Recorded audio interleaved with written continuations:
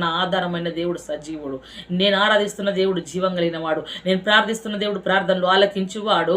నేను ప్రార్థిస్తున్న దేవుడు ఉత్తరాలు ఇచ్చువాడు. నేను ప్రార్థిస్తున్నవాడు విడిపించువాడు. నేను ప్రార్థిస్తున్నవాడు నన్ను నత్తుకొనివాడు. నేను ప్రార్థిస్తున్నవాడు నాకు బలాతిశయమై ఉన్నాడు. నా తల ఎత్తువాడుగా ఉన్నాడు.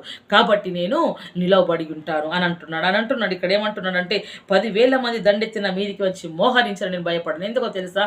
10,000 మంది 1,00,000 మంది నీ మీదికి రాని, 100 మంది నీ మీదికి రాని, నీ మీదికి గ్రామమే రాని, నీ మీదికి సమూహమే రాని, అయినను సరే నువ్వు భయపడకు. ఎందుకో తెలుసా? నీ పక్షమై ఉన్నవాడు సైన్యములకు అధిపతి, నీ పక్షమై ఉన్నవాడు యుద్ధ శూరుడు, నీ పక్షమై ఉన్నవాడు ఆకాశమందల శౌర్యము కలిగిన యెహోవా, నీ పక్షమై ఉన్నవాడు బాహుబలము కలిగిన వాడు, నీ పక్షమై ఉన్నవాడు ఉన్నదాన్ని లేనట్టు లేనిదని ఉంటట్టు చేయగల దేవుడు, నీ పక్షమై ఉన్నవాడు శత్రువుల కోపమును చల్లార్చువాడు, నీ పక్షమై ఉన్నవాడు నిన్ను ఆదరించువాడు అంటున్నాడు అని ఇక్కడ అంటున్నాడు. యెహోవా లెమ్ము